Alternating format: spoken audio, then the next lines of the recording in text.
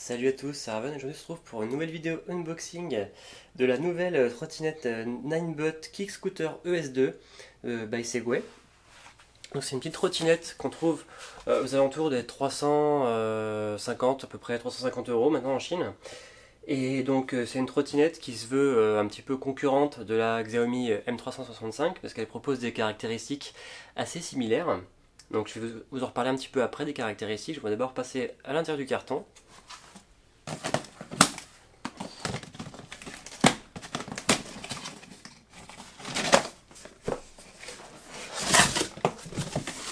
Donc le voiture se fait par le haut. Ça a l'air plutôt bien protégé, hein. Je pense avec plusieurs couches de carton et sûrement peut-être un peu de mousse et compagnie, puisqu'on a déjà des petits bouts de mousse ici, hein. Ouais, un premier carton ici. Ça tient pas grand chose à mon avis. C'est juste de la protection. Et ensuite on arrive à l'intérieur du carton et on voit directement la trottinette. Donc je vais essayer de la sortir.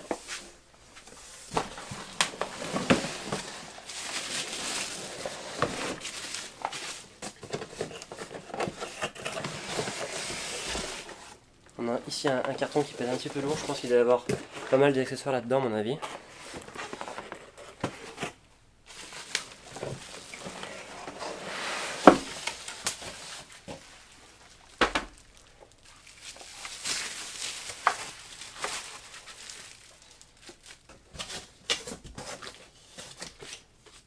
Du coup avec on trouve ici le petit manuel, je pense un peu dans toutes les langues à mon avis, petit manuel d'utilisation. Donc voilà le carton à quoi ça ressemble une fois qu'il n'y a plus la trottinette dedans. Voilà du coup la trottinette. Donc là il manque le guidon, je pense que vous l'aviez vu. À mon avis tout doit être dans ce petit carton supplémentaire. Voilà, donc là le carton est vide. Ah non, il y a la petite clé de montage. Ah, donc on retrouve tout d'abord le guidon. Le guidon qui vient avec son petit phare intégré, qui apparemment éclaire pas trop mal, je vous montrerai ça, je ferai sûrement un test de nuit très rapidement. On a ici le petit connecteur, à ne surtout pas venir pincer, je vous montrerai ça un petit peu en gros plan. Voilà, j'espère que le focus c'est bien fait, normalement ça devrait être bon. Donc un peu comme sur la Xiaomi, donc le connecteur qu'il faudra venir connecter tout simplement sur le haut du guidon. Donc on a ici notre petit phare. Sur l'arrière on retrouve le bouton d'accélération et la gâchette de frein, avec notre petit compteur LCD ici. Je vous montrerai ça tout à l'heure une fois que ce sera assemblé, hein. Je vais finir avec les accessoires. Vu que je les commande en Chine, il n'y aura sûrement pas une prise française à mon avis. Du coup là, je pense que vous avez le chargeur ici là-dedans. Donc notre petit chargeur avec le cordon d'alimentation.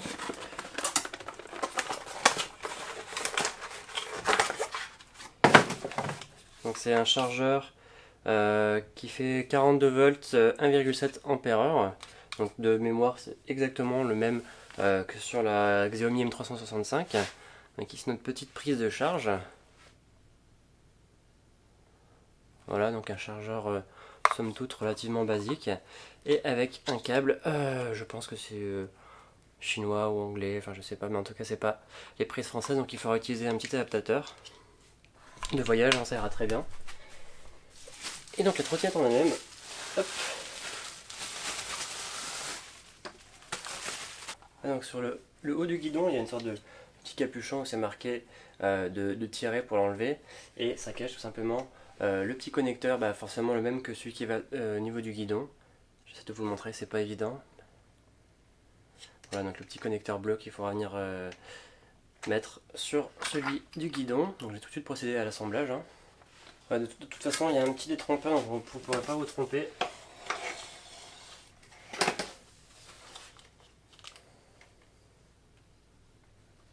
Maintenant il ne reste plus qu'à mettre le guidon sur la trottinette. Voilà, et il faudra venir visser, je pense, je vais essayer de le faire tout de suite, comme ça au moins ça sera fait. Voilà, sachant que le petit sachet de vis est collé est scotché sur la poignée, hein. Donc il faudra juste les enlever.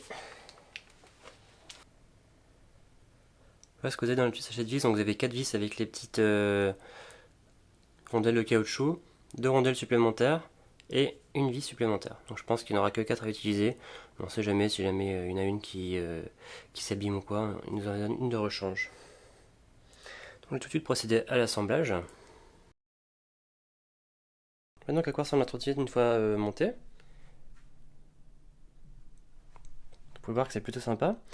Une des particularités de cette trottinette, c'est qu'elle a les batteries qui sont à l'intérieur du guidon. Donc c'est pour ça que vous avez un guidon qui est assez épais par rapport au reste de la trottinette. La plupart des trottinettes ont des batteries qui sont sous le deck. Et là on a un deck qui est assez fin, comme vous pouvez voir. Tout simplement parce qu'en fait il n'y a pas grand chose dedans. Donc le moteur se situe à l'avant, donc c'est un moteur de 350 watts. La batterie est une 36 volts. Je crois que c'est une 5 ampères de base, sachant qu'il est possible d'en rajouter une deuxième ici même. Vous avez un petit slot d'installation pour une batterie externe qu'on peut racheter séparément pour à peu près 180-200 € sur internet. Donc c'est une trottinette qui a les roues qui sont pleines, contrairement à la Xiaomi qui sont des pneus gonflables. Donc ça va assurer déjà une garantie de ne pas crever. Contrairement à la Xiaomi, c'était un petit peu la hantise au début. Hein. Maintenant, ils ont amélioré un petit peu les choses, mais au début, c'était un petit peu... ça crevait assez régulièrement. Donc, bien sûr, pour compenser le ressenti des pneus durs, et ils ont mis un petit système d'amortisseur. Donc, je vais vous montrer ça juste après. Donc, il y a amortisseur à l'arrière et à l'avant. Pour plier la trottinette, ça se situe à ce niveau-là. Je ne sais pas exactement encore comment ça marche, on va voir. Bon, je suis en chaussette donc c'est peut-être pas terrible. Donc pour le pliage, il faut amener le guidon un petit peu en avant pendant qu'on appuie sur la petite gâchette ici. Et ensuite la trottinette va venir se plier. Sachant qu'ici, au niveau du garde-boue, il y a une petite encoche qui va venir se clipser à l'intérieur. Voilà. Donc qui maintient le tout en place. Du coup, voilà la trottinette vue du dessous. Donc là, on est à l'avant. Ici on a une petite cale en plastique pour éviter d'abîmer le dessous, avec ici un petit deck antidérapant. Je pense que c'est un truc à démonter. Ici on a une petite béquille latérale qui est complètement intégrée dans le cadre, donc c'est pas mal, ça prend aucune place et ça se voit pas du tout. Et ici on a notre petite suspension à l'arrière qui apparemment marche relativement bien. Et comme vous avez peut-être pu le voir, il n'y a pas de frein visible sur la trottinette parce que c'est uniquement un frein moteur. Et du coup pour déplier la trottinette, il faut appuyer sur le garde-boue. On abaisse ici, ça déverrouille le guidon. Et il n'y a plus qu'à venir clipser comme ça. Voilà, du coup comme je vous disais tout à l'heure, l'accélérateur se situe à ce niveau-là. Et le frein à ce niveau-là. Ici on a notre petit bouton d'allumage. Vous pouvez voir qu'il y a le Bluetooth qui clignote, là ça va être les indicateurs de batterie. Là on a la vitesse, le mode, donc là je pense que c'est le mode sport. Et donc là, il doit falloir l'appareiller, je pense, au début via l'application, parce qu'elle est Bluetooth, cette trottinette, pour l'enregistrer, à mon avis, ou pour l'activer. Ensuite, petite particularité de la ES2, vous l'avez peut-être vu, ça se situe en dessous du deck. Il y a toute une rangée de LED qui sont customisables. Par défaut, l'éclairage est bleu.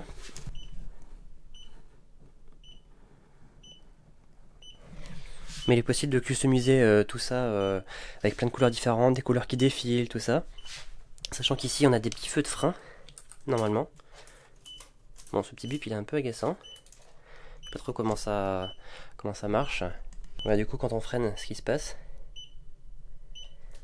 Sachant que ça sert peut-être aussi de feu de position quand le phare avant est allumé. Il faut que je regarde comment ça marche. Et donc du coup, en plus du KERS, enfin du frein moteur, on a ici un frein à pied. Donc il faut appuyer ici tout simplement, comme sur les trottinettes classiques je dirais. Et ça va venir frotter contre le pneu à l'arrière qui est un pneu dur, je le répète. Donc ça va l'user un tout petit peu, mais au moins ça freine et ça permet d'avoir un freinage d'urgence si jamais le freinage moteur ne suffisait pas. Donc à l'avant on retrouve ici la petite suspension. Derrière le petit caoutchouc. Voilà, du coup, j'ai allumé les phares. Donc effectivement, ça sert bien de feu de position. Bon, je vais arrêter la trottinette parce que c'est un petit peu relou. Les bips, J'essaierai de vous montrer peut-être un peu plus tard l'activation, ou je ferai ça dans une autre vidéo, parce que là c'est vraiment plus une vidéo unboxing et présentation rapide de la trottinette. Et donc je vais en venir à la partie qui vous intéresse sûrement le plus, à savoir l'autonomie, la vitesse max et tout ça. Donc ça c'est la ES2, sachant que la ES1 elle monte à 20 km/h, celle-là monte à 25, donc c'est un petit peu mieux. Je dirais que c'est tout à fait correct pour une utilisation courante. Et elle a à peu près 25 km d'autonomie, sachant que du coup c'est une batterie 36 volts 5 ampères qu'il y a dedans. Et du coup, je vous disais tout à l'heure, il est possible de rajouter une batterie externe qui vient se fixer ici et qui, elle, du coup, montera la vitesse max à 30 km/h, enfin 30-32, et l'autonomie à 45 km. Donc ça peut être vraiment très pratique si vous avez une trottinette assez compacte et qui vous donne quand même une très bonne autonomie, et sachant qu'en plus de vous donner de meilleure autonomie et une vitesse max supérieure, ça vous donne aussi un meilleur couple.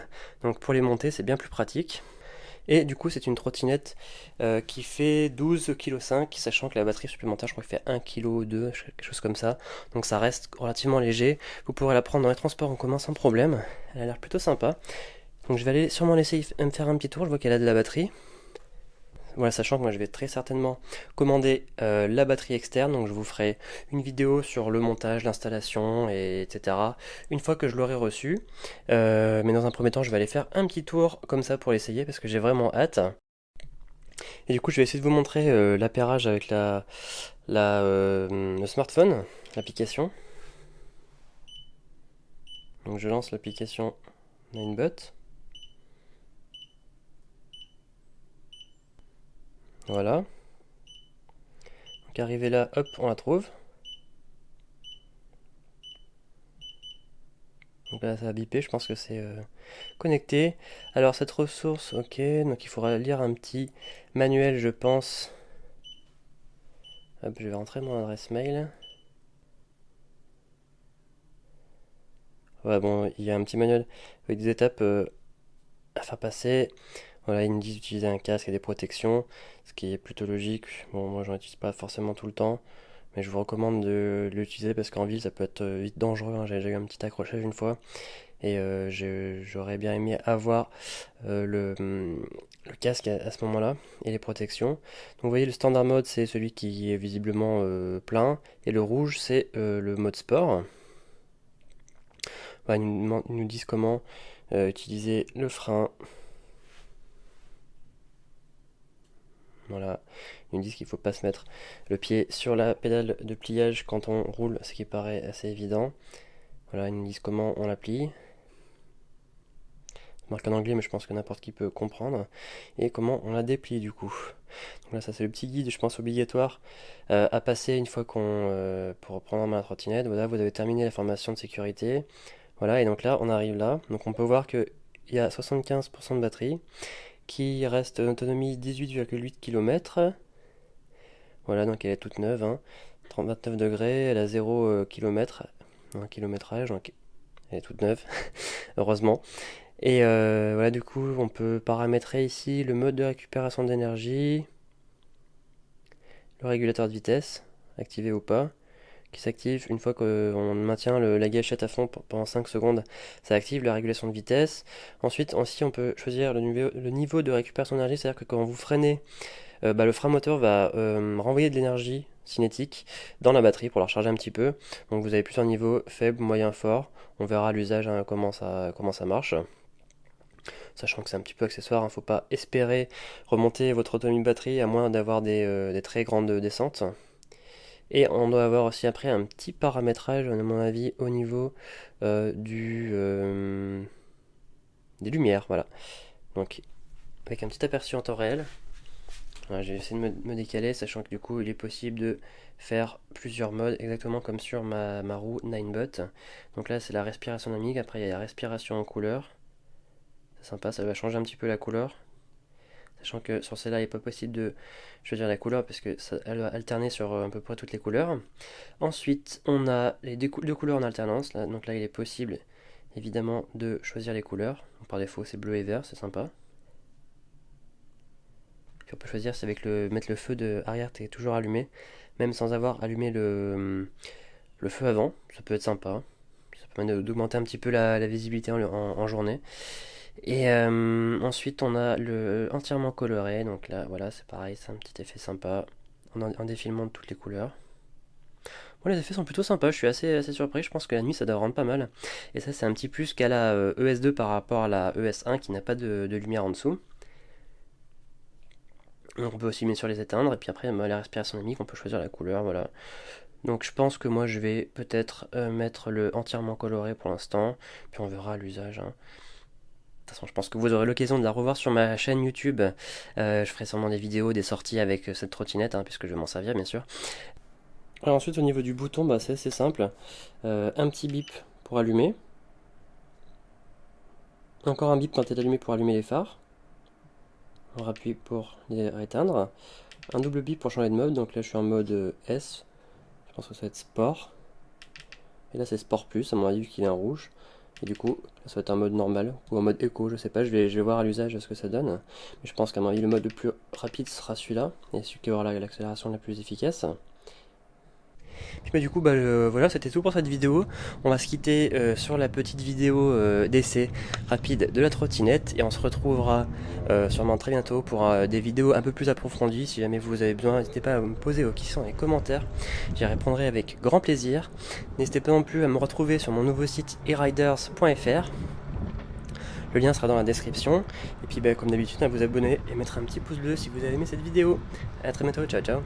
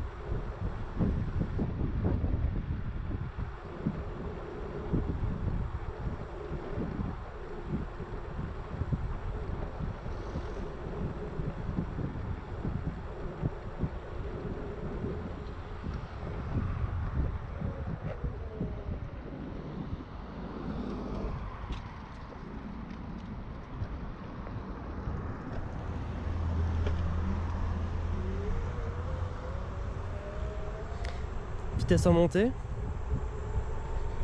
Ouais, ça accélère plutôt bien, hein. Même en montée. Elle est assez silencieuse. Et le CARS marche bien, il est bien réglé.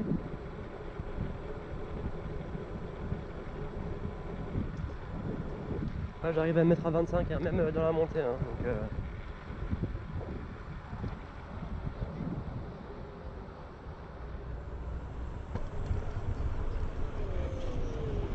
petit freinage.